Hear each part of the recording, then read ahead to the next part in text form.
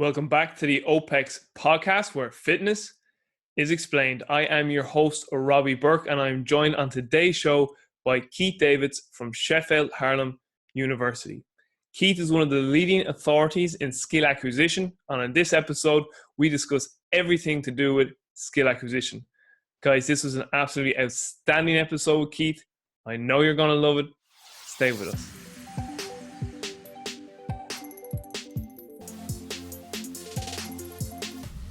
Keith Davis, it is an absolute pleasure and an honor to have you on the OPEX podcast. I'm not going to lie, a little bit nervous. And also, Keith, I shaved. I don't shave too many people, so that'll tell you how much I respect you. I know Sean Miska is going to be listening or watching this, and he's going to be like a child at Christmas. Like, I'm probably saying without calling to, they're going to be watching this and listening to this. Well, thanks for the welcome, Robbie, and your face looks absolutely smooth as a baby's bottom. I have a baby face. Ollie Gunnar Solskjaer, they used to call me back in the day. For the American listeners, he was a striker for Manchester United, so because we have a lot of American listeners to this. Keith, there actually probably will be a lot of viewers and a lot of listeners who actually have never heard of you, and that's because you're not one of these social media guys putting yourself out there, but in terms of your impact and your work when it comes to skill acquisition. And just for the viewers, listeners, you'll have to watch the video to see this. This is the Bible that gets accredited to Keith and colleagues. And colleagues, and Chris Burton and Simon Bennett too. And then this is the follow-up, the nonlinear pedagogy and skill acquisition. As you can see, all my tags on them. Yeah, fantastic, very impressive. It's good to see they've been read. Well read. Oh, read, yeah. Well, I'm not quite on Rob Gray's standard. Rob Gray says he's worn the covers out, and I haven't gotten there yet. But also your chapter 2 in Mark and Nicole's book, Skill Acquisition Sport. That's a great book as well. I really thoroughly enjoyed that. Yeah. But as I was just about to say, that there is going to be. I keep turning my head. My editing team will give out. I'm moving from the mic. There will be a lot of viewers and listeners who aren't familiar who we are, so give us a good background. I never knew that you're a fellow Mary's guy, and I know you did your PhD in Leeds. So let's take us, and also why skill acquisition. What got you into this whole field? So give us the whole spiel. Great. Thanks, Robbie. Thanks for asking that question. It's quite good to go back and think about the past, etc. So I grew up in East London, and I loved playing sport. And at the time that I was ready to leave school with A levels and start a university degree, sports science didn't exist. This was in 1972. And the first sports science course in the UK started in Liverpool Polytechnic, as it was then, in 1975. And so I took the only course that was available to a person who loves sport, and particularly the practical side at that time, football and cricket. And I trained as a PE teacher. And this was at St Mary's, as you say, St Mary's as it was, St Mary's College at Strawberry Hill in London as it was then. Now it's St Mary's University, and I was delighted to hear that you are doing the master's degree there.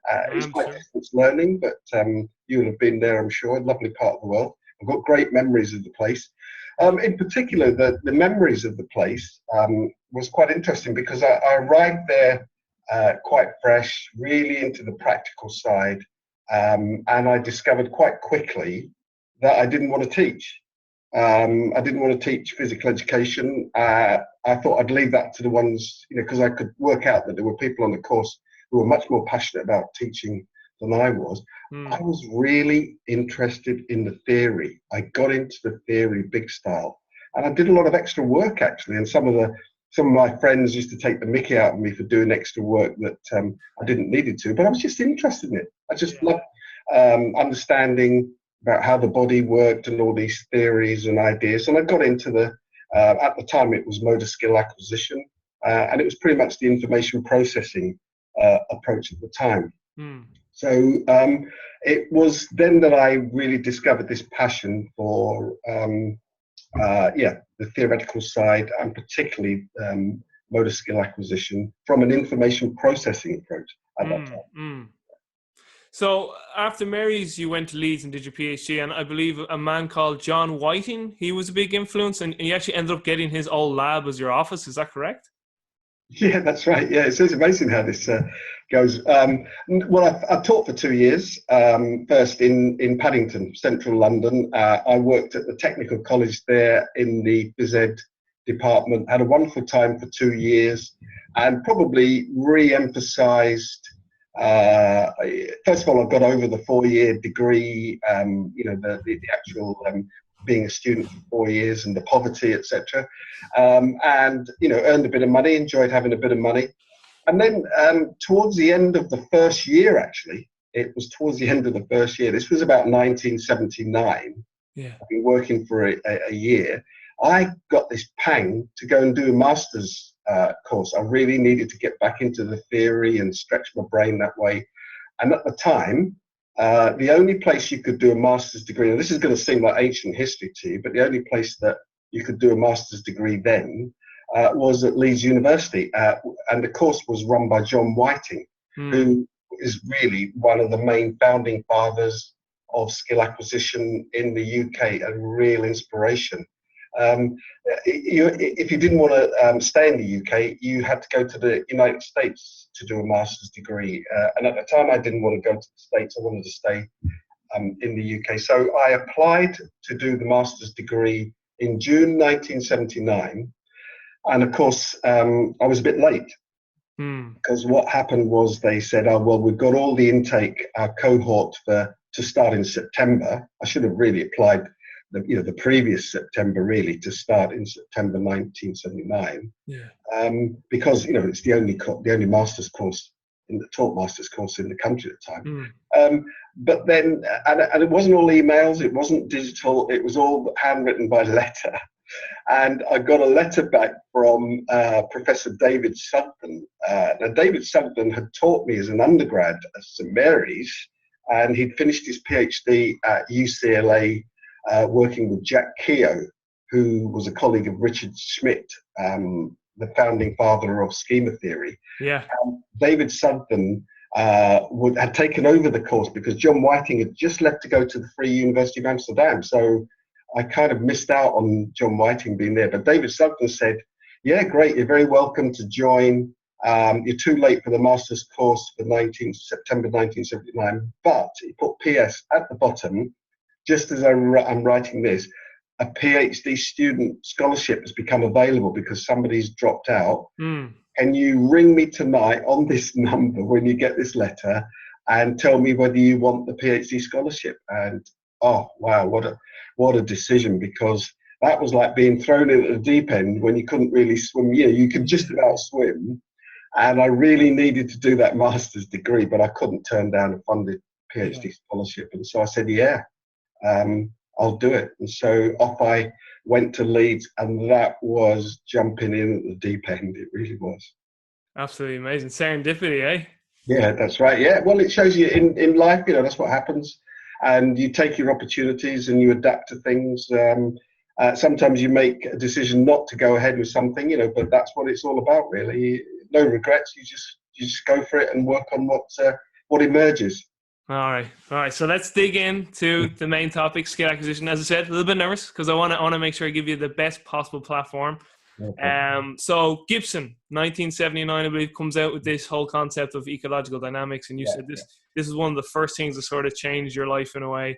And then following up on that, Newell's model, obviously, then from 1986. So do you maybe want to touch on Gibson's ecological dynamics, and then we can touch on Carl Newell and his influence on you too in terms of organism task and organism task and environment. Yeah, you got that right. I mean, that's they were the big influences, and it was, again, talk about serendipity, as you said. So I at the time I was focusing using an information processing approach. That's what John Whiting had used. So when I went down in the summer, I should tell you the story, I suppose. I went down in the summer of 1979 to start to just look around, and David Sugden took me into this room that was completely blacked out. The walls were blacked out. It was a small lab, and he said, "This is where John Whiting did all his experiments. Don't worry, when you come, this is going to be a PhD student room. When you come, it will be completely fresh and bright, and you'd be able to just hit the ground running there, you know. So I thought, great. And it was. When I arrived in September 79, I was honoured to be a PhD student in John Whiting's lab. As I said, at the time, pretty much adopting an information processing approach, but there was something that I couldn't articulate that was niggling me.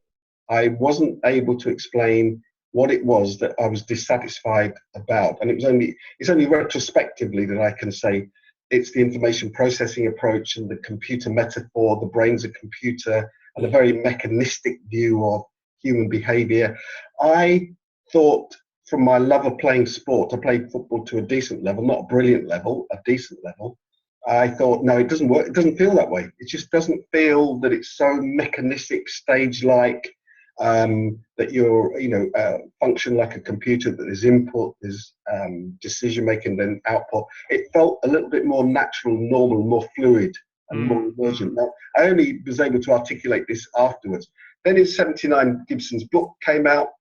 About 1980, I think I got a copy, and it all transformed for me there. It was too late to really use an ecological approach, although I referred to it in my PhD. It was too late to use that for the data collection, and I went ahead with that.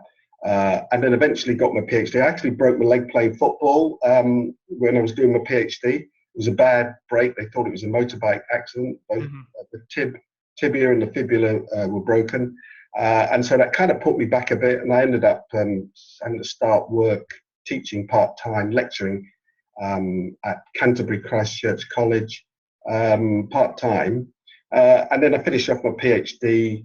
I didn't even finish it off there, actually, because I moved to Liverpool John Moores University. That was the old Polytechnic, so amazing what a small world it is, the home of sports science. I became a member of staff there in 1985, September 85, and I actually finished my PhD in 86, which is a long time, and I wouldn't recommend it for any PhD students. Yeah, that's a long PhD.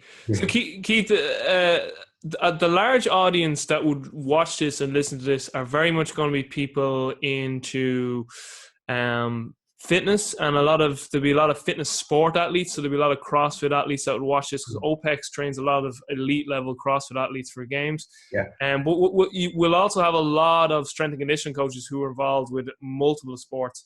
So what I really want to get from this conversation is, how do we learn, and particularly from a behavioral and motor aspect? So a big thing you talk about is representative design. And so can you maybe get into that, and then maybe start talking about how, get into things like affordances and attunement then to the environment, and like how individual anyone's movement outcome can be from moment to moment, be it intra or inter-individual. Yeah. I mean, another good question, really far-ranging. And of course, that would bring us to Neil's constraints model, which you asked me to touch on in the last question. So essentially, over the years, my take, given the theory and the data, analyzing data, interpreting other studies, etc., is that rather than talk about skill acquisition, we should talk about skill adaptation, because essentially you don't acquire anything in terms of skill acquisition. By that I mean an entity that you store mentally in the brain, as previously it was argued, whether it was a schema or some sort of a motor program, some sort of internal representation of the movement or muscle commands, etc. It's nothing like that. Instead, what you do acquire is a functional relationship between yourself and the environment. And as you become more skillful, that relationship becomes more functional. And by functional, I mean that you achieve your intentions, that which you intend, your goals, your aims, your movement goals, etc., your tactical goals. You achieve those in a smoother way. And when things go wrong, you can adapt. So you readapt. So it's a sustainable type of approach, but it's also attainable as well. So you're constantly adapting to achieve what's the best solution. There is no one best solution. I think in the past, sports psychology has laboured under that misconception. It's being influenced by the economic rational model, where there's the argument is that there's one, from a normative perspective, there's one perfect solution that we're all aiming for. It's not like that at all. It's the best solution that can be achieved given the circumstances. And don't forget, things are always changing. If things aren't changing, you're not playing at a decent level. You're not being stretched by an opponent. And so co-adaptation is the basis of skilled behavior. It's also the basis of fitness, whether you're talking about strength and conditioning, and fitness really means functionality, again, in terms of adapting to the demands, the constraints of the environment. Yeah, I'll talk about attunement to information and things later on, but I wondered whether you wanted to ask anything else on that, or are you happy to go ahead? So something that is coming into my mind there now is what determines somebody's capability to solve movement problems. So again, this is going to go off the back of Newell's model again of organism, environment, and task. So maybe get into the constraints that can determine what someone's affordances are and their potential movement solutions are in any given moment. So obviously, like with the organism, there's physical constraints, but what I find very interesting is the emotional, cognitive constraints that can limit somebody, and how variable they are moment to moment. So like, as you know, as of course you know, because it's your work I read, but I mean, past experiences. What I'm really fascinated with is the chronic and both acute or transient factors that determine your ability to solve a movement problem at any given moment in time. So like a chronic underlying factor would be previous experiences, your morphology at that time, your biological output from physical aspects and physical capacities. But then the transient ones I find even more interesting, like your blood sugar could be off, you had a row with someone, emotionally, you have an exam, and a movement solution you had access to even just yesterday. You now don't have the affordance for today because the transient factor is not allowing you to perceive that affordance. So maybe we could talk about the constraints of an organism, the constraints of environment, the constraints of the task. And I know that in your writings, you're very much like the task is the main constraint that we can manipulate. And then maybe from there, if you want, Keith, start getting into this concept of perception and action, and then action and perception, and how that couple interrelate with one another. So you can take it away. Yeah, that's great. Yeah, I mean, I really like this type of interview, Robbie, because it's a real exchange. It's you're giving your ideas and things that interest you, and some important issues, and giving me, steering me in a certain way, and so it's like a discussion, as somebody would have over a cup of tea or coffee, or in a pub over a beer or something like that. And for me, that's really wonderful. This is the richness of the exchange. So thanks for that sort of thing. I mean, to go back to the first point you made there, some people are not good at adapting. Some people are not good at exploring.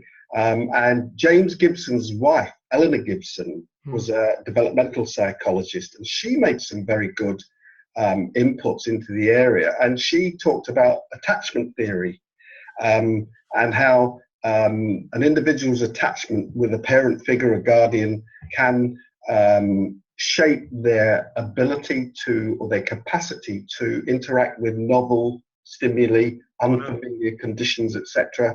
And there've been some great experiments that you can see video clips of babies that have attachment issues.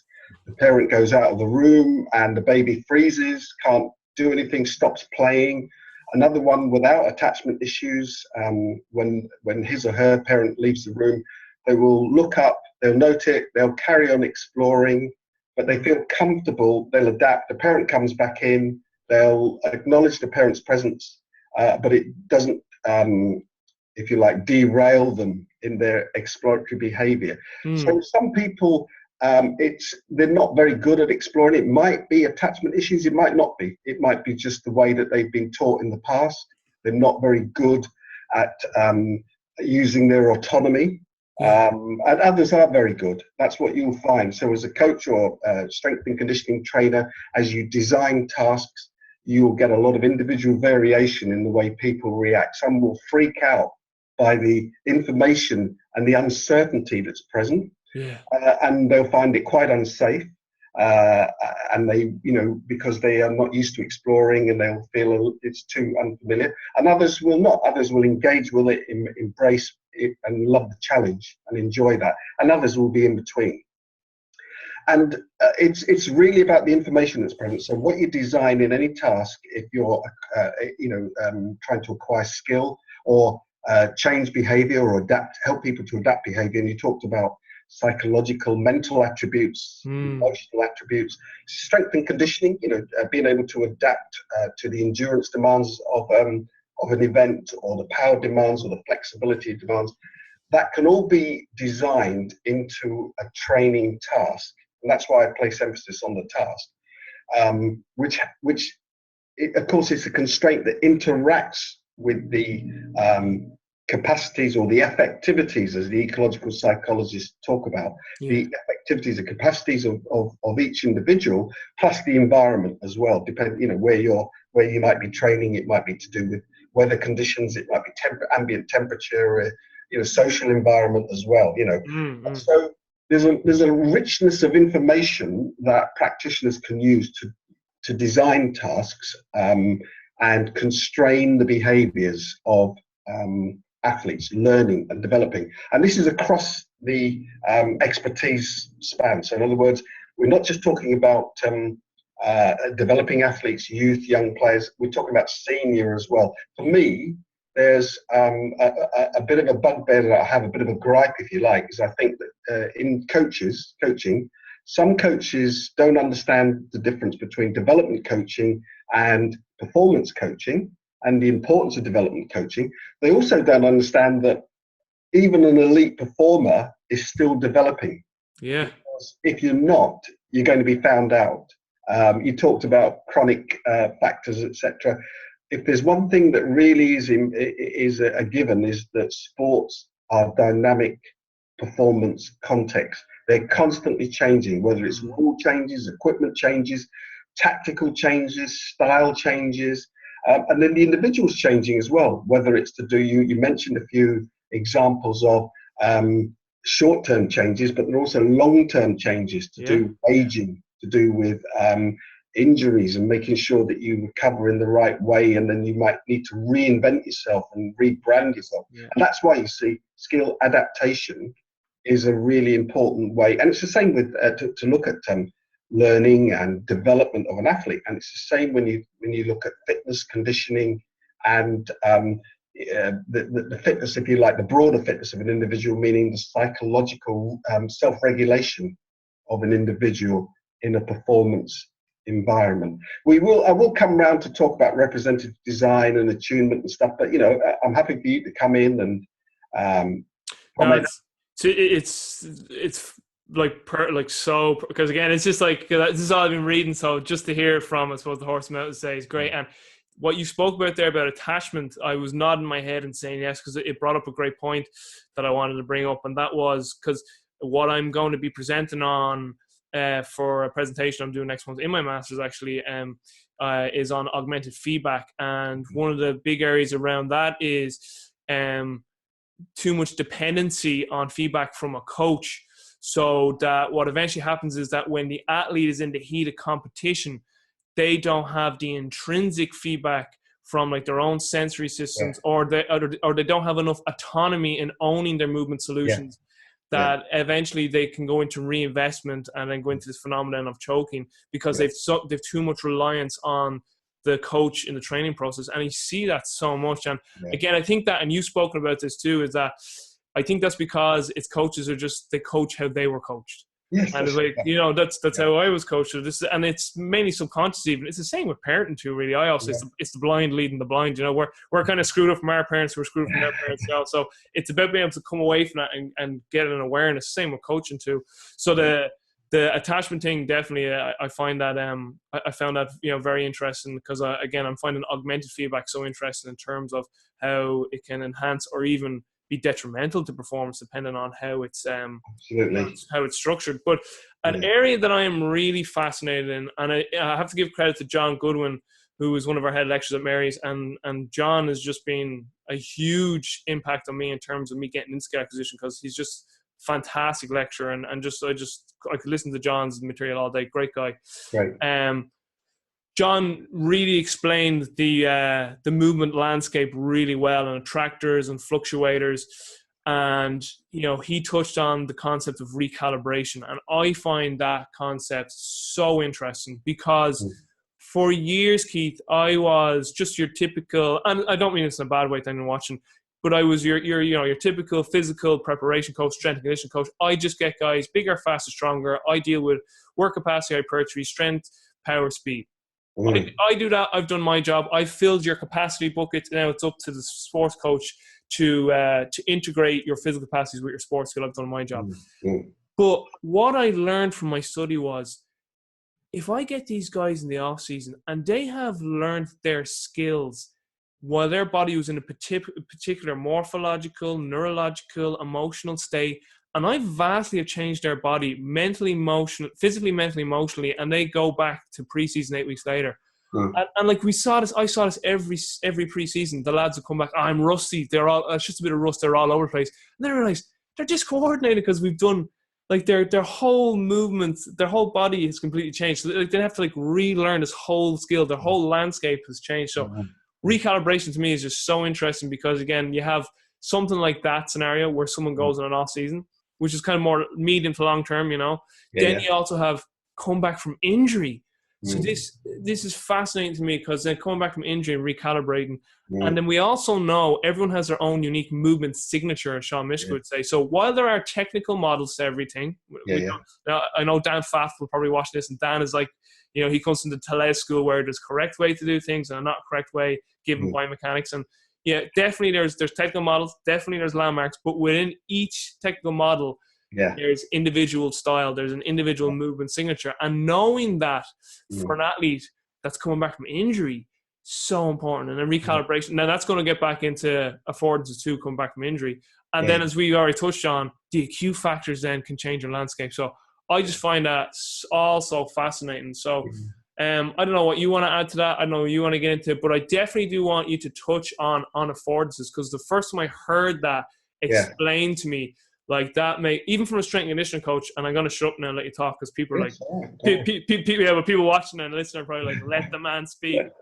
But it helps me consolidate my knowledge too, is that John introduced affordances to me, and Emily Cushion too, from the master's program Mary's. And John gave a great example. So like, for instance, just a basic one, someone who's just weak physically, just from a basic biomotor quality strength perspective, their vertical jump, like they can't jump on a 20-inch box.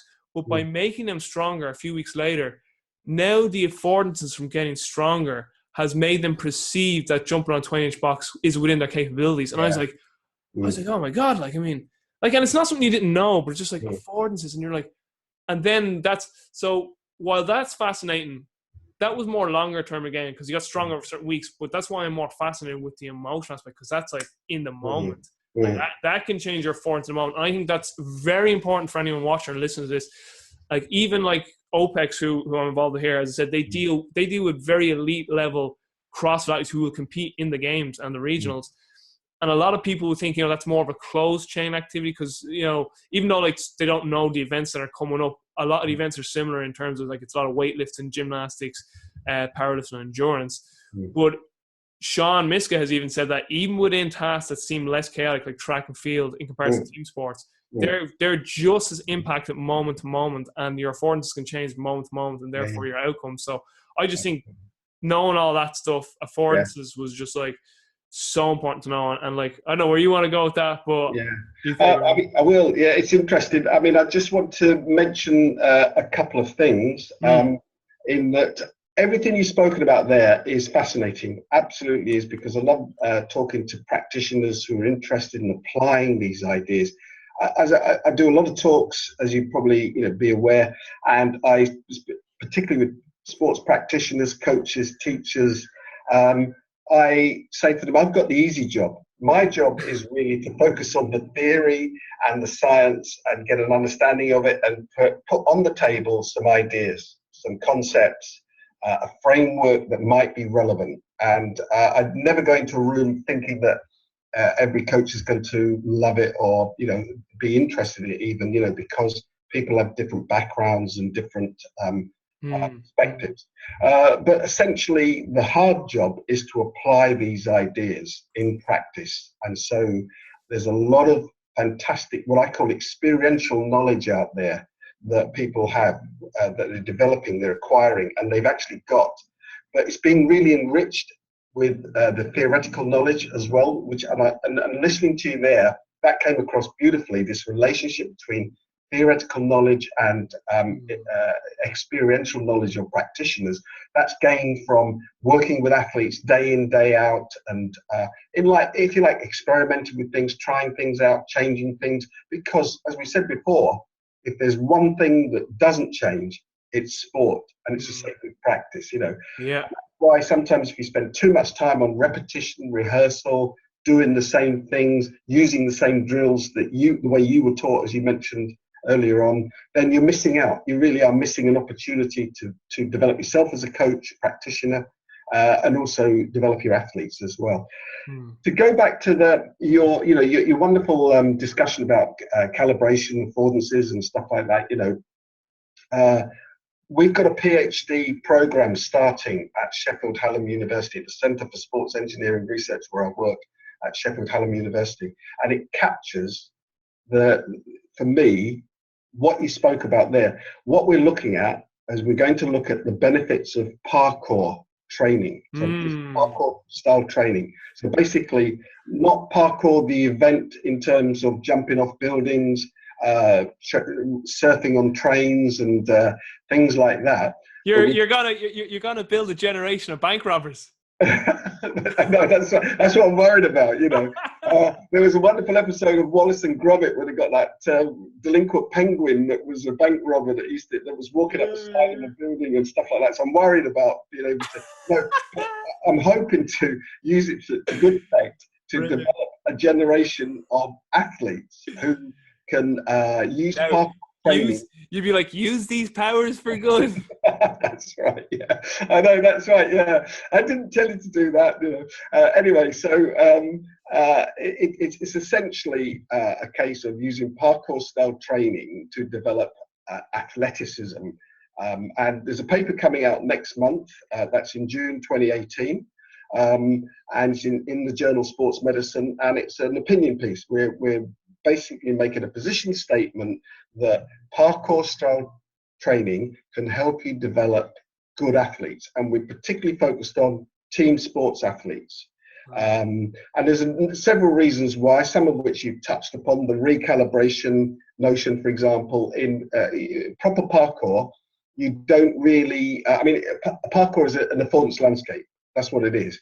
Objects, surfaces, ledges, inclines, textures, etc., that all invite different actions, as Rob Vitagen and colleagues at the University of Groningen in Holland mentioned. And these invitations for actions, you accept them or reject them, or you kind of interact with these the objects and surfaces, etc., depending on your capacity. So it's relational. It's your ability to function in that environment.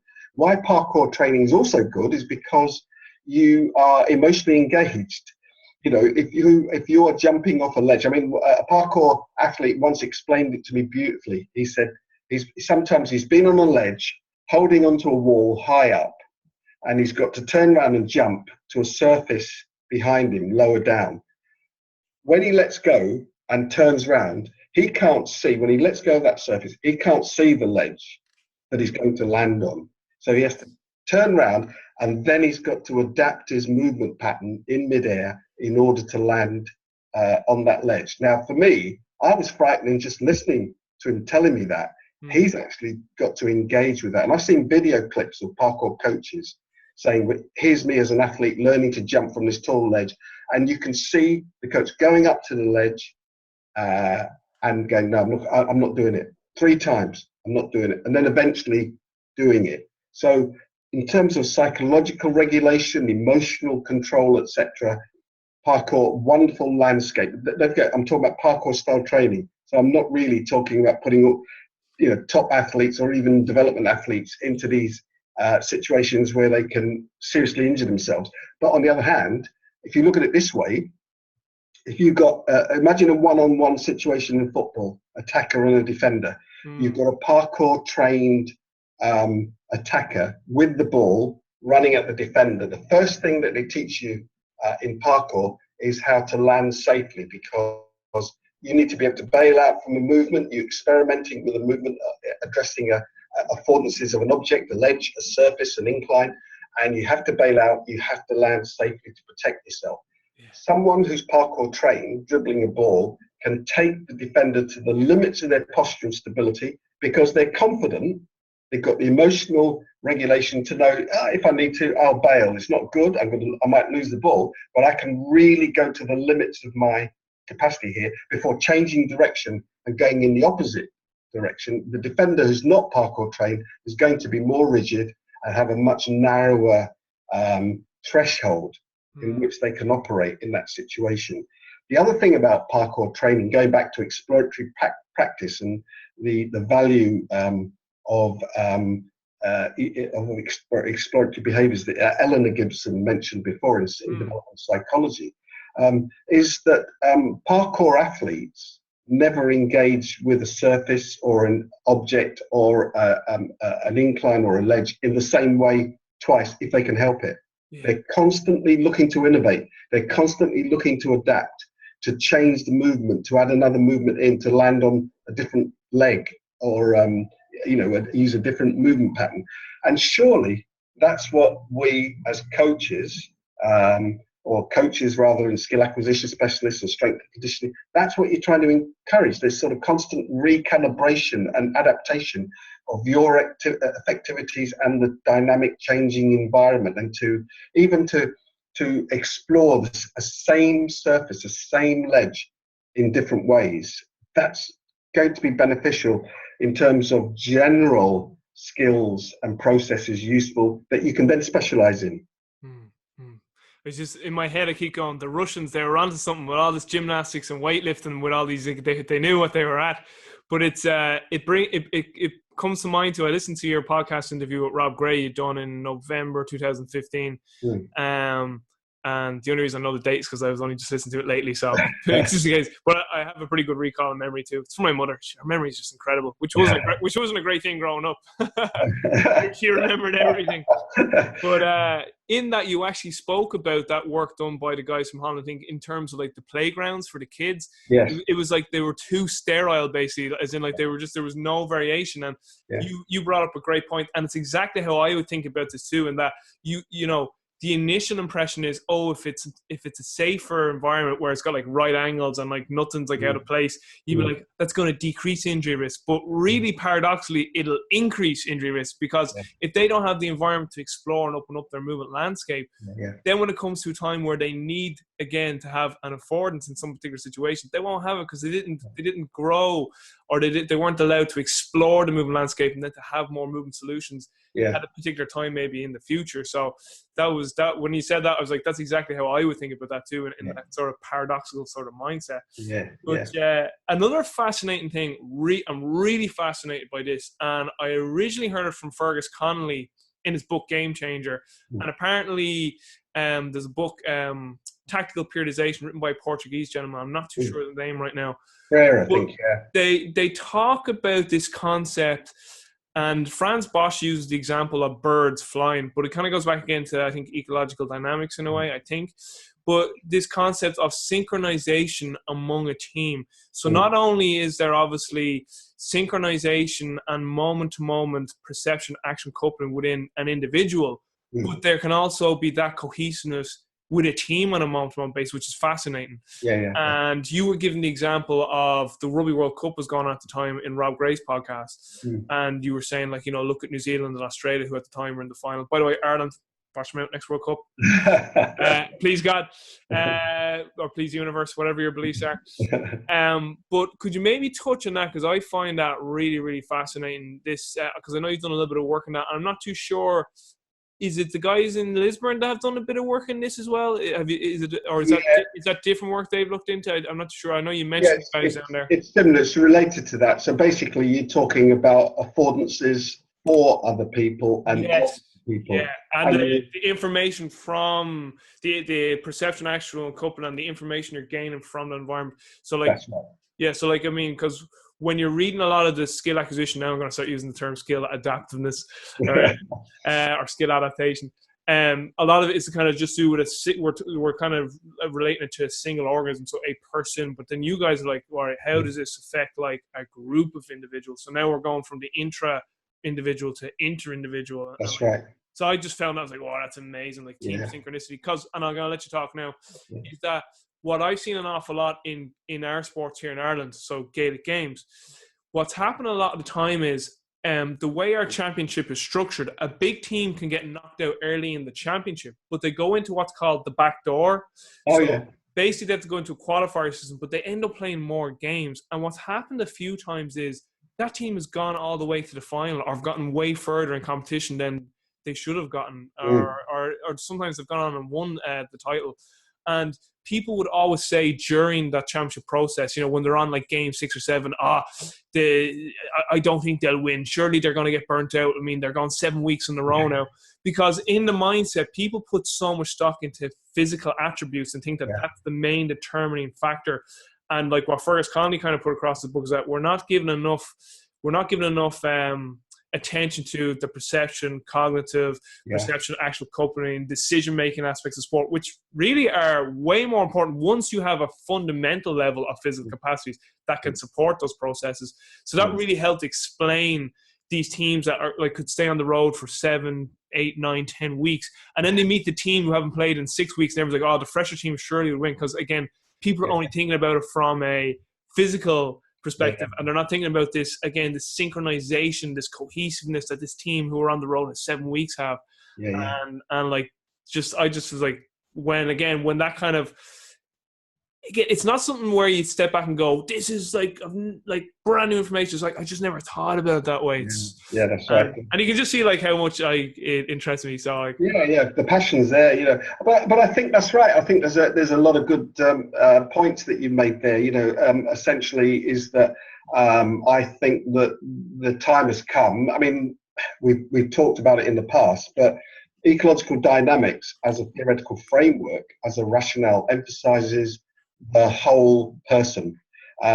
Athletes are complex adaptive systems. Non-linear.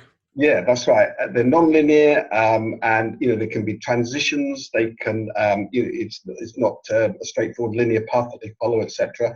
But sports teams are complex adaptive systems as well.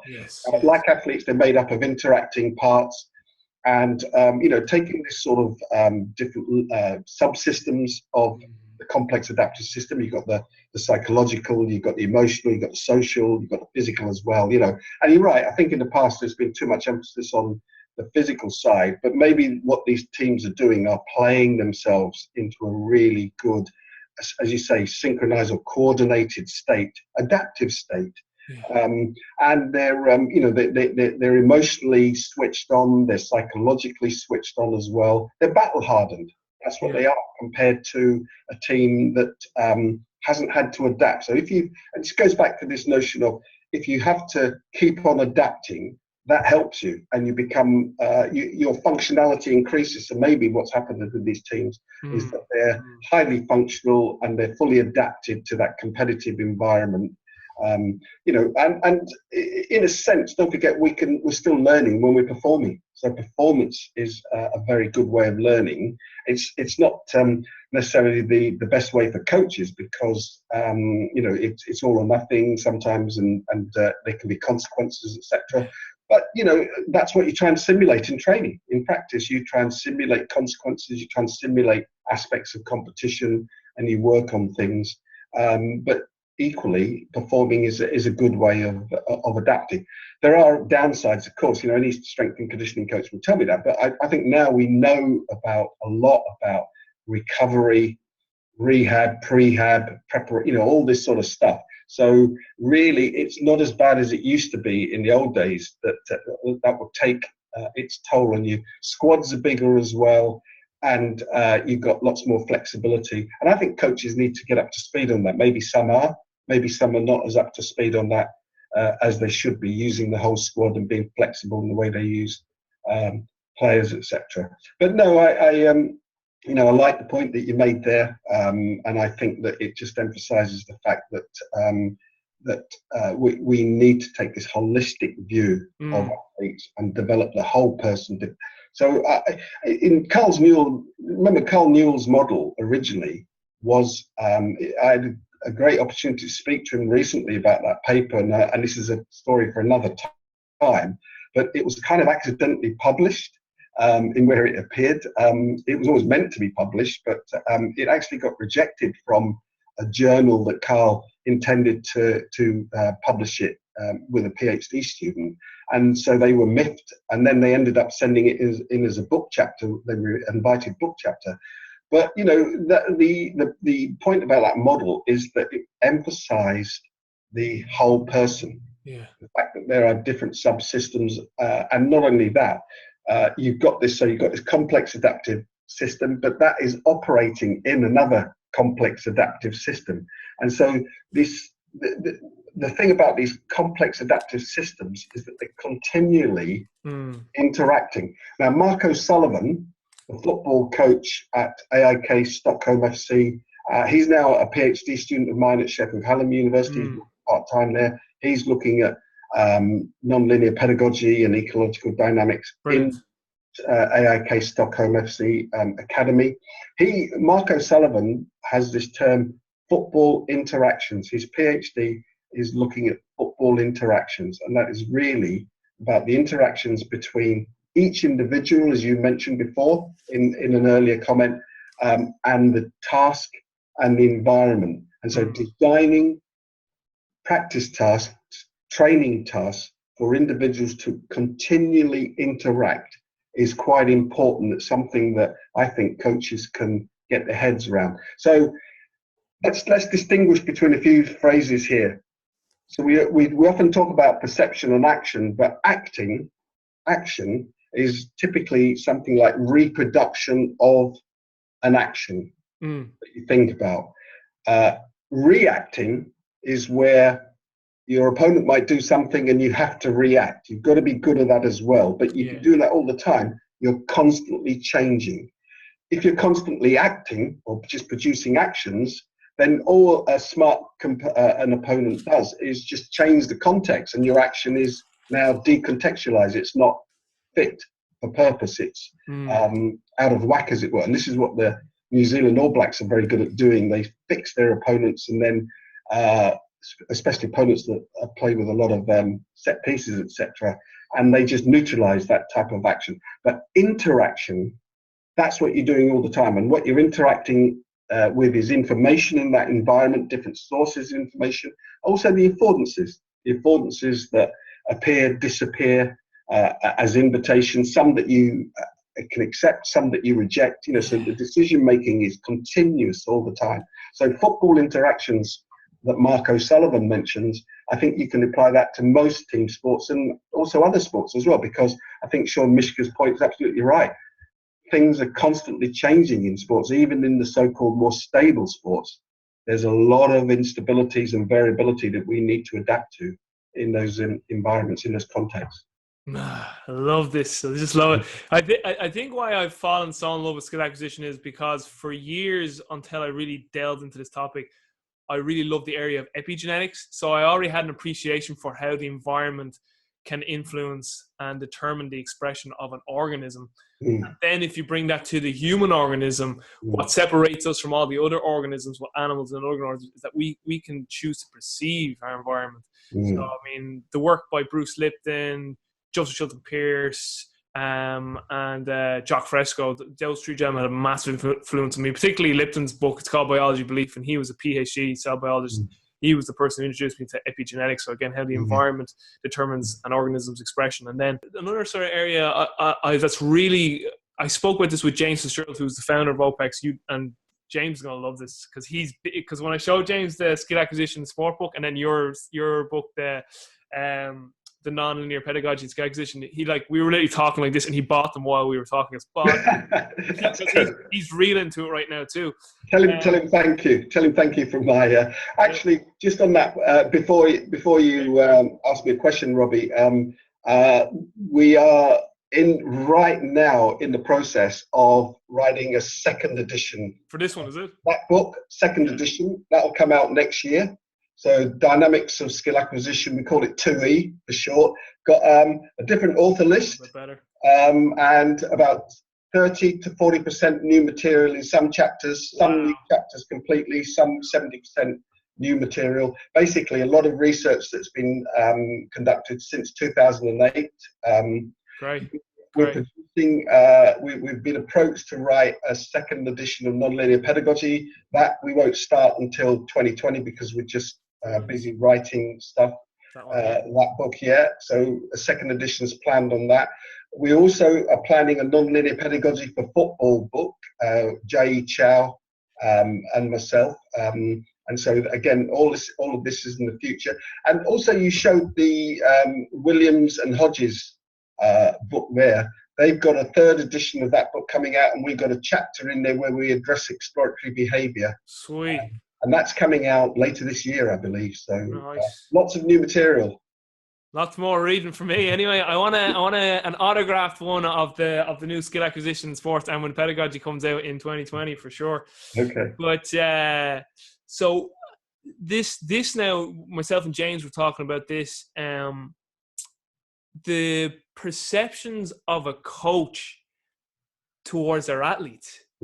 So this we found fascinating when we spoke about it, because there's a CrossFit athlete, and by the way, this could be any sport, but it just happened that I was listening to this interview when the talk came into my head. There's a CrossFit athlete called Josh Bridges, and all the CrossFit guys know him. He's very well known. But a guy called CJ Martin was training him. CJ owns Invictus, which is one of it's like a very well known facility in terms of like CrossFit and the sport of fitness. And CJ is one of the top coaches around who studied under James. James, who founded OPEX, is like one of the top coaches around. Like he was actually the very first CrossFit champion back in the day. But CJ was being interviewed, and he was telling a story about I was giving Josh like his training program, and Josh was like, CJ, like I feel like I'm only doing 20% of the work, and he's like no way, like there's no way you could do more volume or intensity, because CJ was going off his perceptions and experience of what he could do.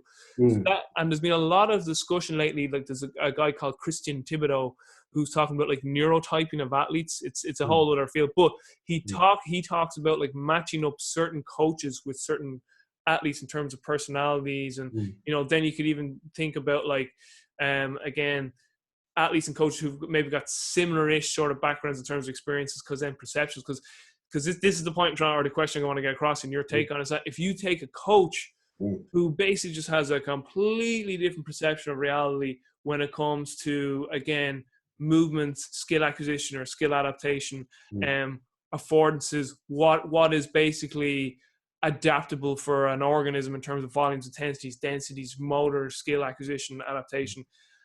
If they put their perceptions on top of an athlete, they could be doing too much to that athlete, or in the term of Josh Bridges, not enough. And then they could be, it could not be allowing the athlete to get to their full potential. So I just found that fascinating too, in terms of trying to trying to get this point across that, don't let your perceptions of reality cloud the potential of an athlete. So I just found that fascinating. What would your thoughts be on that?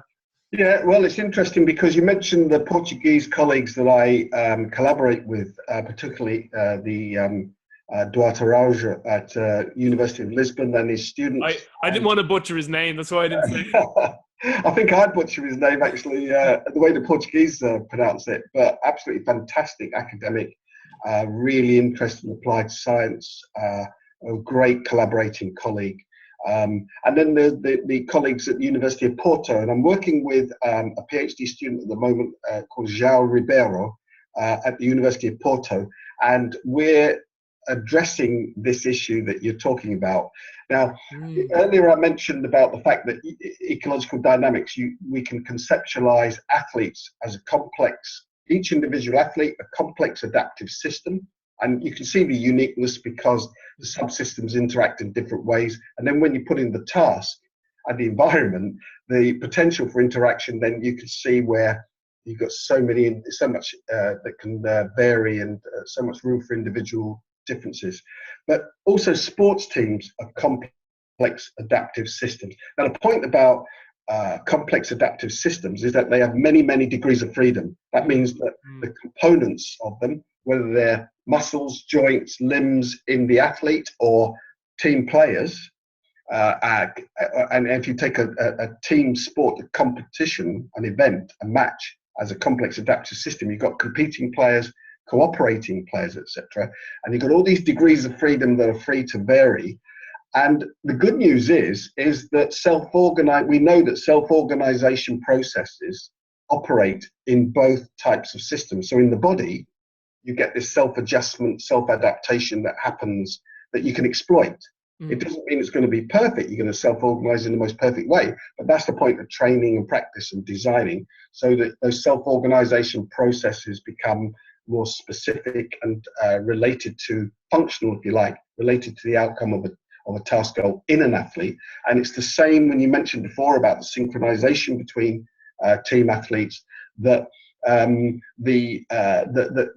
organization or the reorganization of team sports players can harness self-organizing tendencies, adaptations. Smart players, they know how to adapt. They can, not every player will be able to do it, but typically coaches underestimate how well they can readjust, reorganize positions, as long as they have a goal, an aim. We're attacking or we're defending. Now, when you look at what helps these self-organization tendencies, what we can exploit is synergy formation. These systems are capable of forming synergies. That means that they're functional relationships between certain degrees of freedom that are temporary. They're only assembled to achieve a particular task goal, and their relationships. They refer to the interactions, the coordination, a coherent relationship between either parts of the body that we recognize as coordination, fluid movements, efficient movement, etc. Effective movements. But it's the same with sports teams. Fluid, effective attacking patterns or defensive patterns, depending on the tactical needs of a team, etc. Now, synergies are affected by two types of tendencies. You have the global to local. That means that there's an external constraint imposed on the local interactions, and then there's the local to global. And the local to global we're all kind of familiar with when we see flocks of birds flying in the air in a rich pattern of behavior, and we know that there's not one bird there with a foghorn or using telepathy to orchestrate. It literally is an orchestration, aerial orchestration of a flock of birds. It's called a murmuration of starlings. I urge listeners, viewers, to Google murmuration of starling, and I'll put it in the show notes. Yeah, do that, because there's a wonderful track by a group called Nomad Soul called Murmuration, and a wonderful video clip taken by these two young women who fly out and see this incredible, rich balletic interaction. And that's the sort of local to global self-organizing tendencies. And that's just simply explained by one bird staying within one bird distance of the next bird. That's the local interactions that lead to these global self-organizing rich patterns of behavior. It's the same with school of fish or that sort of thing, other complex systems in nature. The global to local interactions, that's the external constraint impinged on the degrees of freedom of the athlete or the sports team. That's the coach's input. That's where the coach decides, okay, this is what we're going to do. Now, I think there's been too much emphasis in sports coaching and training on global to local. And what the best coaches are able to exploit the local interactions that then lead to these rich, variable, adaptable, global patterns of behavior that we need to see. There's no coach of a flock of birds or a school of fish. It's driven by constraints. It's shaped by constraints. And when certain constraints emerge, then the system goes into that. Because often these birds are quite quarrelsome. They're quite aggressive with each other. They're competing for territory, for nesting, for mates, for food. And all of a sudden, they can coordinate themselves in the most wonderful way. And it's all under this simple, localized interactions. So for me, and it's a bit complex, but it's worth sticking with. I think that coaches maybe overemphasize too much the fact that they are an external constraint dictating pattern formation in team players, and maybe over rehearsing it, because really good teams, like I mentioned the All Blacks before, but take maybe Ireland in the rugby union, Manchester City in the Premier League, the football English Premier League, they can spot that rehearsed pattern, disrupt it straight away, and then there's no plan B. So the local to global self-organizing tendencies might be a better way to go to exploit in training. Now that's demanding coaching. That is really quite innovative coaching and challenging coaching. But for me, that's the way forward. So in that situation, you say it's challenging coaching. Is part of that coaching process knowing when to step away? Yes. And not interfere. Yes. Allow it to emerge, knowing when to intervene, how to intervene.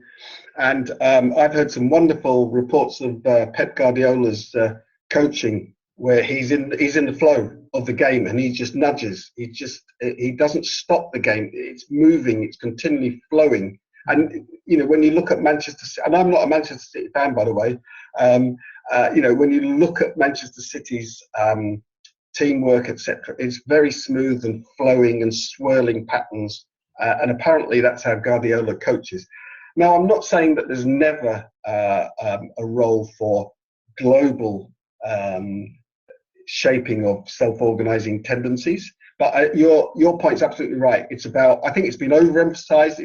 People have thought it's the default method of coaching, and really this is where the complexity. This is why I said to you, I've got the easy bit. I can talk about this idea, put it on the table, but practitioners, you've got the role of applying it. You've got the role of taking that idea and going, okay, what does this mean for team sports practice? How should I coach? How should I communicate? When should I intervene? When should I not intervene?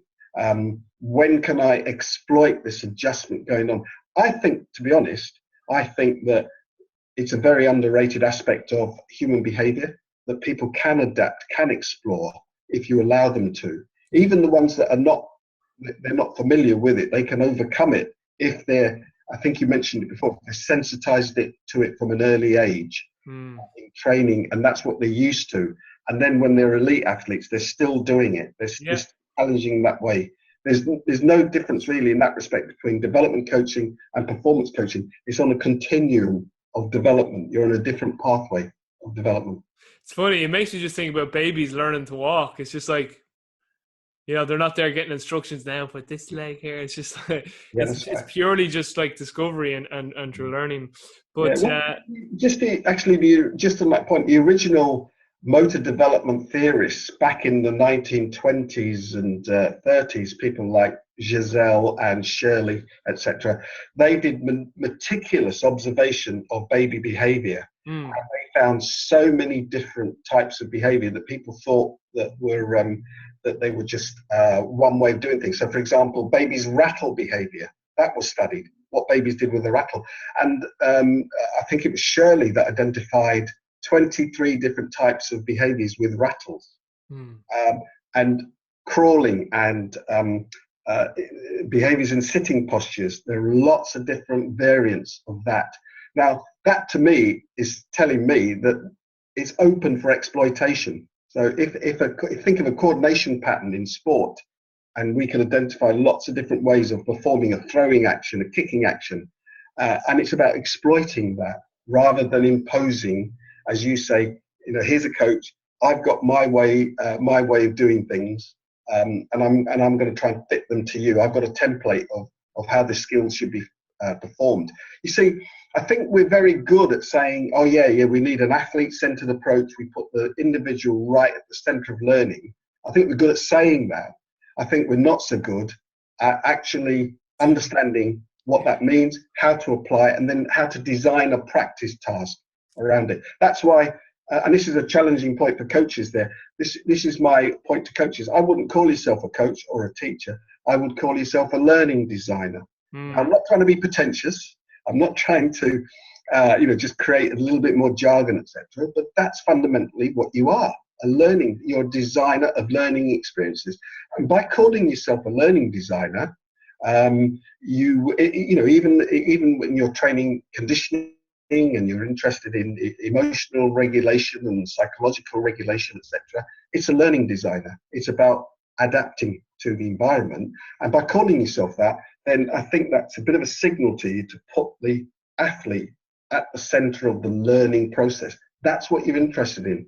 Fundamentally, the athlete learning. The athlete doesn't always learn just when you're there, just when you're organizing things, that global to local type of pathway for exploiting self-organizing tendencies. It's the other way around. You can harness that local to global things, and rich patterns can emerge if you just design the right practice context, performance context for individuals, and it will emerge. Yeah, it's beautiful. And another thing that I actually asked Sean about this in terms of coaching is like, have you ever actually gone to people who train animals, for like animal shows? Because like, how do they communicate? So obviously they have to set up an environment where it's a constraint of a task. Like, and Sean actually told a story that there was a woman who worked with horses, and she wanted to talk to Sean about this whole like dynamic systems theory and like how can she manipulate, the organism environmental task. And so he was like, I actually have had conversations about that. So I just found that came into my mind as I was talking to Sean, but just something that's come into my mind. Like people call me like this Irish connector. Like I always, I'll never invent anything, but I like to think that I can innovate and that I can connect a lot of dots together. And what this whole thing makes me think of in terms of just like skill adaptation, like if you read anything now in terms of just like the health and wellness sphere, a lot of, and even going into sports preparation, there's a lot being discussed about heart rate variability. And so heart rate variability gives you some sort of indication of the autonomic nervous system, parasympathetic, sympathetic, just like the regulatory systems of the body. And what's coming from that work, one of the kind of common messages is that the more variability an organism has, the more adaptive capacity it has to its environment, meaning that it's more robust. So like, there seems to be this common theme that variability is very, very, very, very important to the overall health of an organism to an extent, because you can actually have too much variability, which is the other end. Completely agree. And then so that's one aspect that like makes me feel like that there's a resonance and a connection there with all this stuff. And the next part, I spoke about this with Sean, and Sean got like so lit up about this, but I'm fascinated with creativity. And movement expression is just another form of creativity. So there's like music, poetry, literature, all forms creativity. One of my favorite musicians, and I'm circling this around now here, two constraints-led approach. And if anyone's listened to the Sean Miske episode, by the time this comes out, they'll know where I'm going with this. Is that one of my favorite musicians is Jack White for the White Stripes, and he's been in multiple other bands. But Jack White would purposely put constraints on himself because he felt constraints made you more creative. And there's a very famous documentary called It Might Get Loud, where it's 3 guitars. It follows Jack White, Jimmy Page from Led Zeppelin, and The Edge and from U2. And it shows the diversity, the complete difference between The Edge, who's big into technology, lots of opportunity for more creativity, right? That's how he got creative. But Jack White used a constraint-led approach. Now, he wasn't calling it that. But in the documentary, it shows The Edge in Dublin in the studio, all this technology, and he plays like a basic note, and it just sounds like nothing. But then he puts all the technology on it, and it sounds amazing. But then the very next clip, it cuts to Jack White, and he's driving this rundown 1950s car. He's in Tennessee. He drives up to this rundown farmhouse, and the first words out of his mouth are, "I hate technology. It destroys creativity." This thing. So his whole thing is that he goes into the interview, and he used to never go on stage with a playlist. He felt that was cheating. He wanted to be creative and authentic in the moment. There's your movement solutions in the moment. You know what I mean? Degeneracy, coming out with a performance, but through different ways. Meg White, his drummer, she was not a great drummer. She just used to play very basic drums. But he's like, how can I utilize this? They were only ever allowed to wear 3 colors on stage. They were only ever allowed to use 3 things at once from a musical perspective. So vocals, drums, guitar, vocals, drums, or piano. He always used terrible guitars. Like, if you watch him play live, Keith, the amount of times his guitar strings would break, and then he would have to come up with a solution. What do I do? Like, loads of times his guitar goes, and he'd break off into the piano. And he'd start playing a song he's never played for on the piano. So it's just so authentic, so real in the moment. And it just goes to this constraints-based approach for creativity, for solutions. And then, like, I'm thinking about skill acquisition, if you like, from here. I'm thinking about skill acquisition from this heart rate variability, robustness, vitality, variations, good. And then going back into solving solutions. So it just seems like, like, it's just like, I joke with everyone, the internet or the universe just is like, it's interesting. Really good example. Fascinating to hear that. I didn't know that at all. But of course, it's a paradox, isn't it, in music? Because you've also got music where you have these teaching methods that are so repetitive, about scales, about repetition. And I know that focal dystonia, where the joints of limbs of the body can get stiff and tight because of overuse, repetitive, like a form of repetitive strain injury that affects the body. And yet there's also at the other end, you've got, instead of that approach, you've got this sort of jazz, think of jazz improvisation. Miles Davis and his group, etc., the musicians he played with, that they exactly that type of mindset where it's like, I want to challenge myself, that they're so confident in their skill that they don't want just to go. And you think if you play the same track night in, night out, you'd get bored stiff, and maybe you'd want to say, okay, let's vary it, let's adapt it. But your fans need to understand that as well, of course, and record. That is, and actually that's so true, because Jack White talks about that too, because you will get the fans who want what it sounds like on the record. But even if you actually listen to Jack White's records, he usually does them on like brutal, like he just wasn't in technology, but it's he speaks about that too, about like the fans, like, that he kind of has to go that, but that adds another bit of a constraint, because he says he likes to sense what the crowd wants. That shows that really exquisite sensitivity that you're adapted to it, and there's a message there for coaches, really, that sometimes when you're doing constraints-based coaching, and it might look might look messy. There may be learning going on. You're happy with it, but parents and sports administrators and officials watching might be thinking, "What's this? Where are the straight lines? Where are the drills? Where are the grids and all? This sort of thing." So, it's so funny. Sorry to cut it, and I've talked about this so many times on previous podcasts and in conversation with people, because I really heavily meditated on this back at the end of 2016, start 17, and something I think about. And it goes back to this whole concept of certainty. And whether people think about this consciously on a moment-to-moment basis or a regular basis, or subconsciously it's just in the back of our mind, we all have the same question, Keith, in that, what's after this life? Like, that's the big question every single human has, is like, what is death? What is like... So... What we do to fill that void of uncertainty is we all have our own individual behaviors and traits, whether they be beliefs in a particular system or religion. So people have religious beliefs, political beliefs, ideological beliefs that are instilled from culture. Again, it's all environmental, all learned. But then other people have like other traits, like meals that they eat, certain times a day they eat, certain times a day they exercise, they have their weekly schedule. Like, it's adding in these elements of certainty. And usually those are the people who, like, if they see like a skill acquisition session, they'll be like, "Oh, that's very messy looking." Or they're the musicianists who play the same set list because it's certain, because I know what I'm getting. Essentially, that is what addictive behavior is. Because another area I've been looking into is dopamine, and actually reading in this book too, from the chapter of motivation with Gabby Wolf, and they talk about that the dopaminergic response is very important in terms of learning, because you're getting a reward from it.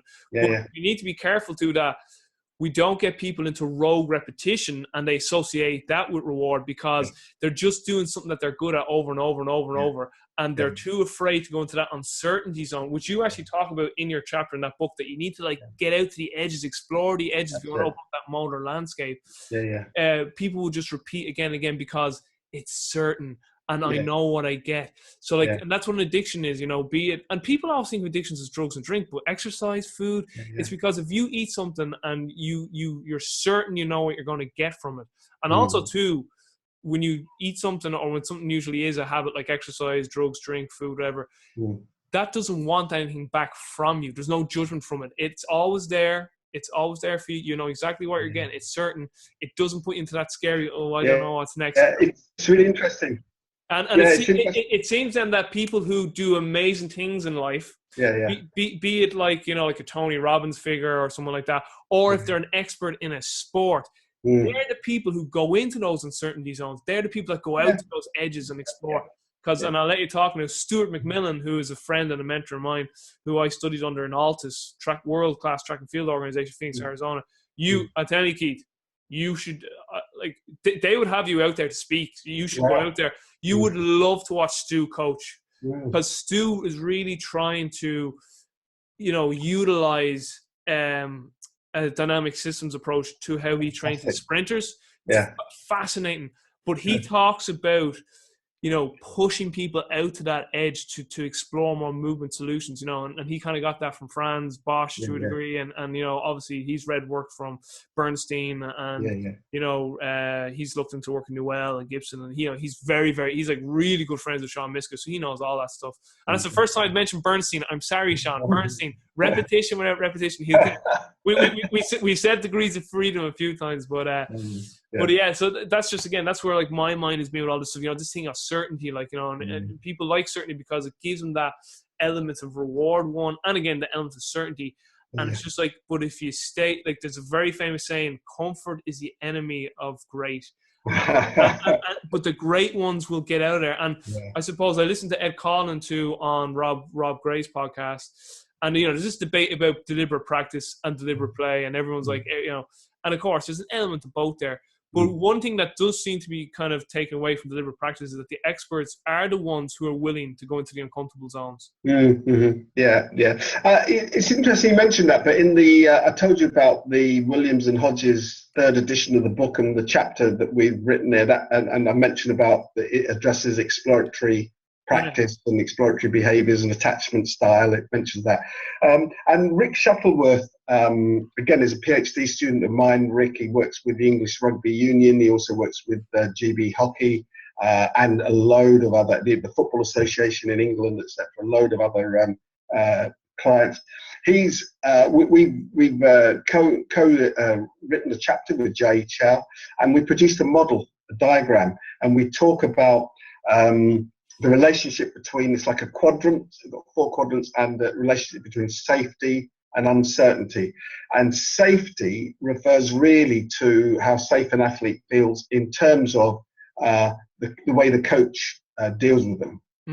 So, for example, if an athlete explores, tries something, and it doesn't work, in practice, it's a good place to start. In practice, you try it in competition, you get punished, there's consequences, you won't do it again, you lose confidence. But in practice, you try that again. But some coaches might create a bit of an unsafe environment by being too rigid in their expectations and being abusive maybe, or punishing them, or there may be an audience effect, parents on the sideline showing disapproval, etc.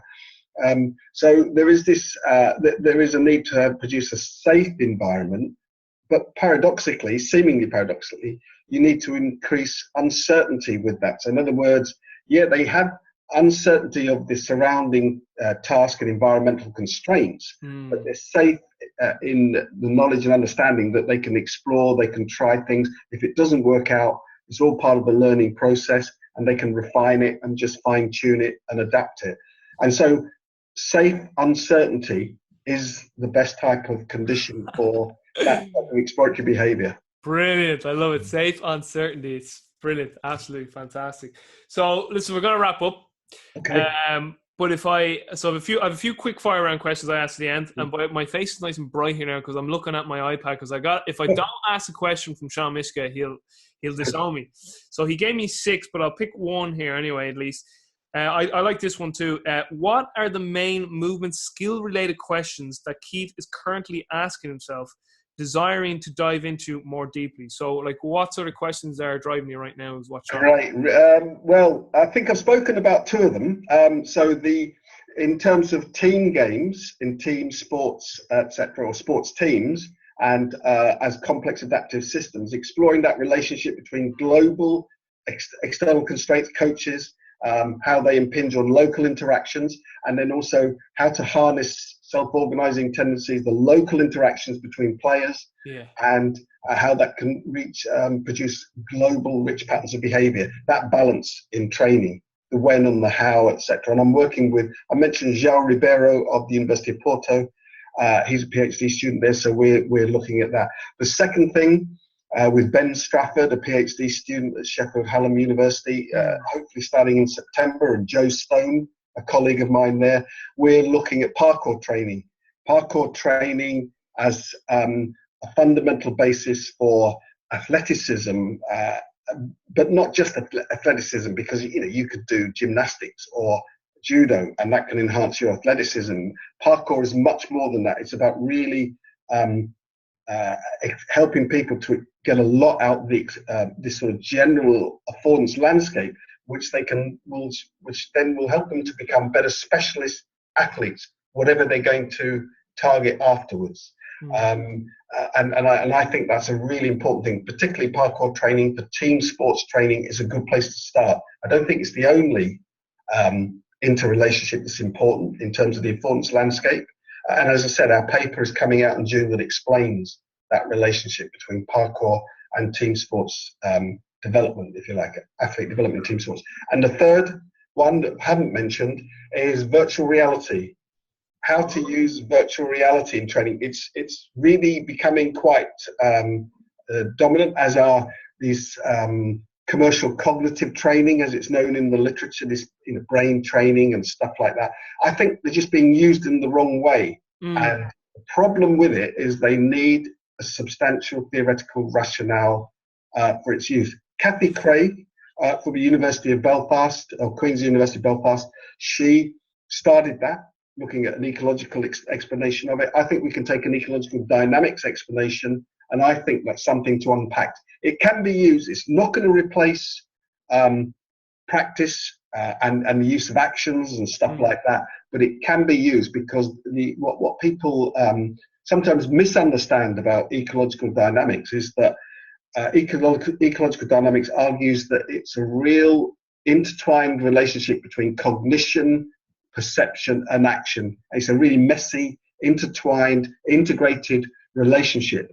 You can actually train some of those processes and enhance them away from the actual performance environment, but it's meant to enrich the training, not replace it. And that's what we're going to explore in the future. Real quick, one thing that I really want to ask. By the way, would you be willing to come back on again? Yes, of course. Yeah, enjoyed it. Because I've got so much more that I definitely going to need a part 2 with you. And actually, what we may do, well, it depends, because this guy talks a lot. But I was saying to Sean, if this goes well, it'd be great to have a 3-way interview. But between me and Sean, you won't get a word in. Well, I'm at a conference in Cork in Ireland that Ed Coughlin organised. George spoke there, and he knows this stuff. So yes. Yeah. But you gave a great presentation for the ECSS, and it's on YouTube, and I'll link to that.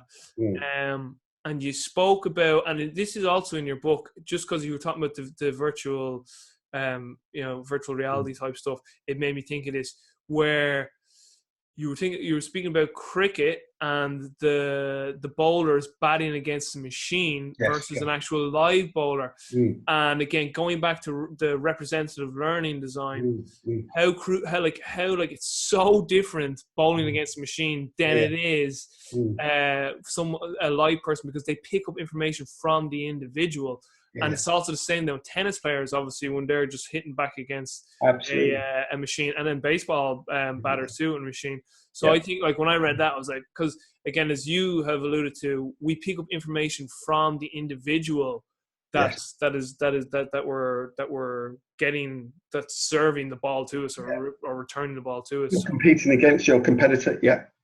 So I mean, that was another fascinating. I mean, that's actually right. I mean, I think that coaches misunderstand how to use those devices. They have a limited role, and virtual reality has a role as well. But it's about really having a theoretical framework that helps you to understand how to use that technology, whether it's a ball projection machine or a virtual reality system, or even, for example, if you're practicing taking free kicks in football and you've got this sort of those dummies, the mannequins that are there, etc. How to use that rather than it replacing the fact that it's good to practice against a wall composed of different players. They've got different heights and that sort of thing. And they'll jump or they'll not jump, and and interacting. It goes back to this interaction again. All those technologies should promote your interactions. If they're not promoting interactions, not being used by coaches smartly to promote interactions, then they're only promoting actions, which is very limited in it, what it produces in the end.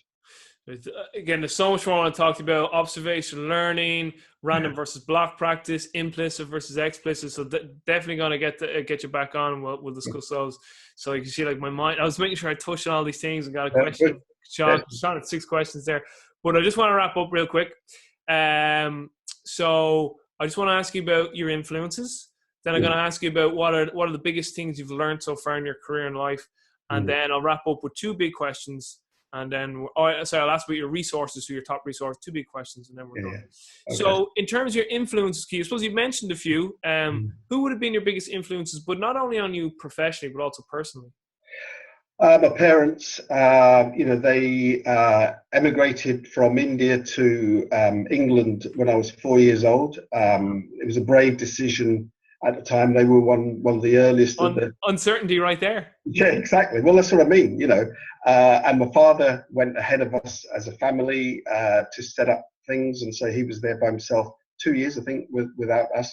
I arrived in London, East London, when I was 4 years old.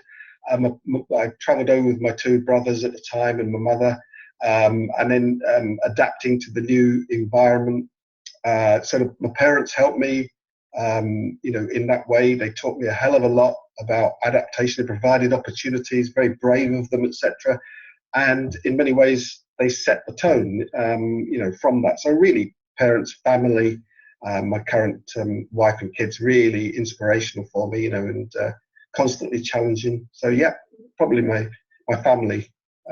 Great stuff. And professionally then, who would you say? Yeah, I mean, I've mentioned them, but Gibson's work is so rich to read. I really do encourage people to go and, take a look at that. Carl Newell's model. It was lovely to talk to him in November at a conference in Finland at Ecological and hearing about that paper.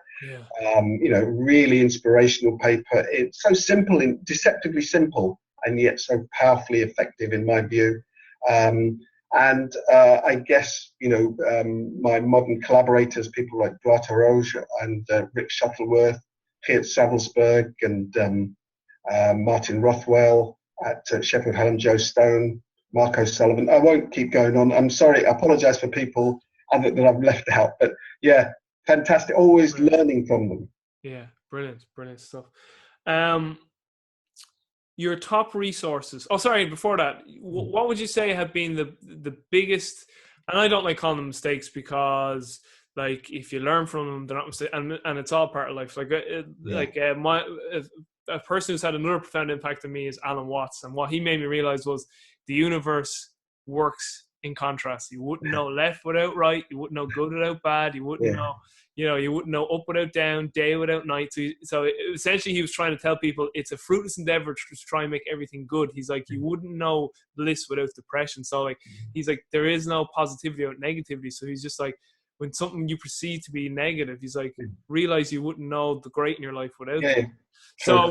So like, it's just that I want to preface that with saying mistakes, because they're not really mistakes; they're just learning opportunities. It's like John Kavanagh, the coach of Conor McGregor, the UFC fighter. He says, "You're either right or you learn." Sorry, it was you either win or you learn. So what would you say have been the biggest lessons you've learned so far in your life and career? Well, actually, that I suppose I'm not going to talk about mistakes. I can't. I won't do that. But what I will say is that that my professional, the relationship between my the theoretical work that I've done and the ideas and the conceptualization that I use in my professional life, the sports, understanding sports performance, skill acquisition, coaching, learning, design, all this sort of stuff, how that translates to everyday life and human behavior in general. And everything that we've spoken about, if people go back and listen to if they can bear to listen to this podcast again, listen to me again, if they then kind of, instead, whenever I talk about skill and sport, they talk about life in general, there's a lot to be gained there. So I think there is this transfer. Yeah. That's why the theory is so powerful and rich. Yeah, absolutely. That's exactly that's one of the main points on it. It's funny because I was only in the gym earlier on, and I was talking to someone about this whole field of skill acquisition, and it was just like, that was one of the points where and I was like, and it's not just sport, like it transfers to life. Because like one of the examples, I'm not too sure which book it's in. I'm not sure it's in your book, like the nonlinear one or the skill act one. But someone gave another great example of like affordances, and they were just like crossing the road, and they were like, how many times, and people notice who are watching, listen to this, how many times we cross the road, and it's just like, you don't think this, but subconsciously, like, that car is so far away, I'll definitely make it to the other side. And it's like, but if you're 90 years old, you're like, not a chance am I making it to the other side. Exactly. So, no, that's a really good point, that there's this relationship between your capacities, which don't stay the same, they change, etc. You've got to adapt with that, otherwise Fascinating. Extinction, but it's interesting because even my daughter India Davis, she's doing a master's in health psychology at the moment, and she is looking at designing environments. So she's interested in health behaviors, people who overeat, for example, and designing situations in a school canteen is one example where they design affordances, smaller size. So got a tray with inbuilt areas in it, and essentially the design would be that vegetables go in the bigger space and the chips or fried stuff go in the smaller space.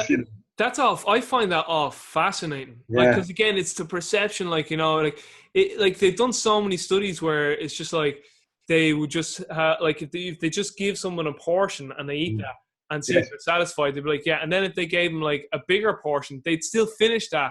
The smaller portion that they had at another time, it was just because it was there, like, and again. I mean, that's what my daughter talks about. That she talks about consumption norms, and supermarkets use this sort of thing. So for example, you've got these packs of small mini Mars bars, and then you've got the big packs of the big normal sized Mars bars. But what happens because of consumption norm? People go, "Oh, this is a tiny Mars bar. I think I'll have about 4 or 5 because it's smaller." Yeah, but they also do it with pricing too. They're like, you'll get this small pack for £1, but you'll get this one that's like a gram heavier for 90 cents, and it's like, ooh, a bargain too.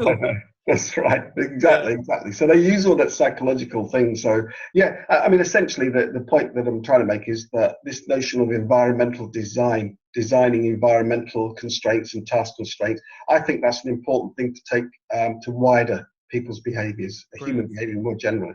Yeah, brilliant. All right, Keith, your top resources, and this could be anything. This could be a book, a course, a podcast, a video, a place, a person. What's your top resource?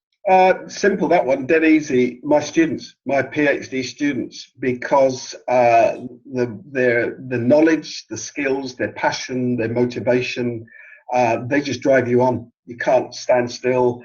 They challenge you all the time, and we can get equipment and we can use equipment sometimes. I mean, Ricardo Duarte at the University of Lisbon, when he was there as a PhD student, I was working with there. We worked out how to use a single camera to record small-sided games, etc. So all of that, the technology stuff you can get on top of. It helps if you've got good quality technology, but you can make do. But the people that you interact with that's the biggest resource by a mile, because that develops you as well as an academic, as a coach or a mentor or a teacher, and that helps your learning. And of course, you're helping them. And it's this sort of dynamic, interactive system that goes on. Wonderful experience, Robbie. Great stuff. What book or books are you currently reading, and what is your top book recommendation? Yeah, interesting you mentioned that. I'm not reading much at the moment, apart from the professional stuff. My wife, she teases me about it. My wife Anna, she teases me about it because she says you should be reading more, literature and that sort of thing. And I'm saying, well, actually I would, but I'm being asked to write these chapters, and when you spend all day thinking about things and writing and working with collaborators writing stuff, the last thing I want to do is pick up a book. So I'm afraid I'm going to have to disappoint you. I'll tell you what, the one that I would recommend, that we must mention, is the Athletic Skills Model, René Vermaat's book. I'm a co-author on the English language version, and René and Geert Savelsberg invited me to work on that English language version and adapt it and update it. That is a very good book, really good read. Who is it by? René Vermaat. I probably butchered the Dutch pronunciation. Now, René Vermaat is the Dutch national football skill acquisition and strength and conditioning coach. Athletic Skills Model. That's the okay. Well, that'll be in the show. At least my show notes will be short, because usually most guests give me like 10 books, and then when I'm that's the short one for today. Last two questions. These are big ones. All right, so you can take your time with them. For whatever reason, you only have 365, 66 if it's a leap year, but you only have 1 year left to live. How are you going to spend that year?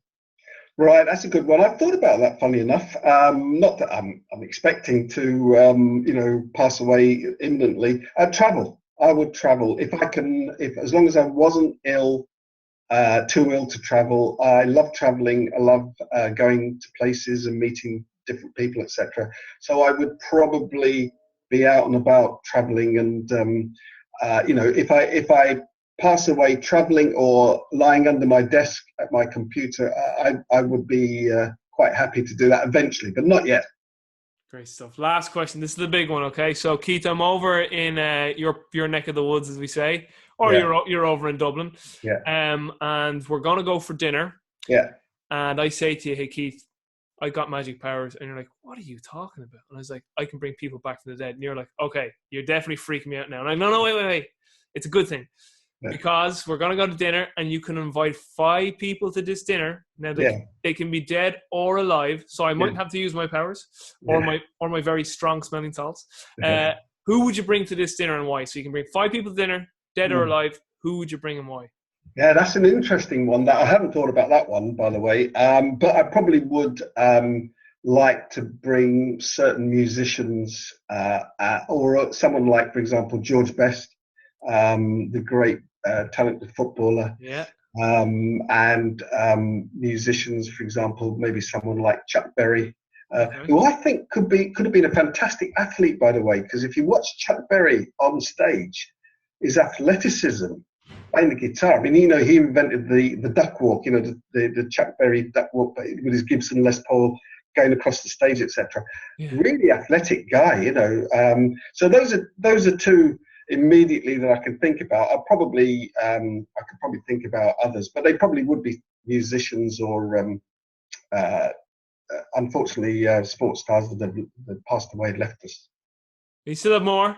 That's only 2. You got 3 more. I mean, I'd also like to invite my parents, but both my parents have passed away, which is that would be quite nice as well, to because we used to have lots of dinners together, and a lot of fun with them, etc. And have to bring your wife. And maybe someone like John Whiting, who's passed away in 2002. So great stuff. Well, Keith, this was fantastic. Thank you so much for making time. I know that Sean and Ed will be like thanking you so much, and Rob Gray probably, and Stu McMillan, and all the guys who are like and John Goodwin, if he watches or listens to this too, and James, because we're all big into Skill Hack at the moment. Right. Well, like I'm getting big into it, but anyone that's listened to or watched this, I really appreciate it. It's fantastic, and I can't wait to get you back on. You're probably like dreading no more. Well, it's been enjoyable, Robbie. It's as you say, it's taken me out of my comfort zone a bit and challenging you to think on the spot, etc. But it's good. It's really good to hear your passion. It's obvious, and the way that you handled this was fantastic, because it wasn't just dry questions, etc. But it was a real interaction. You made comments and contributed to the discussion, and that stimulated my thinking. So it was fantastic. And by the way, all the people you mentioned there, people who are really developing experiential knowledge and using it, but also applying empirical knowledge. Keep up the good work, because as I mentioned before, I've got the easy job, you've got the hard job. Keep it up. Big time. So finally, Keith, where could people reach out to you if they wanted to contact you or connect?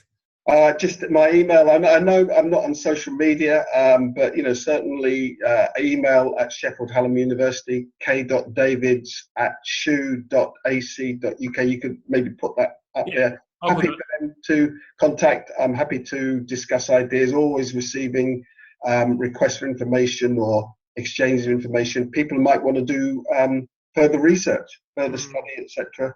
Be involved in our group's work. Absolutely delighted to hear from them. So Sweet, great stuff.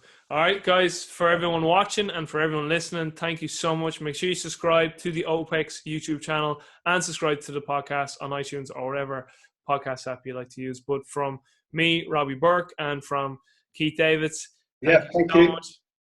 Thank you so much for watching and listening, and I will talk to everyone soon. Take care and be well. Bye-bye. See you.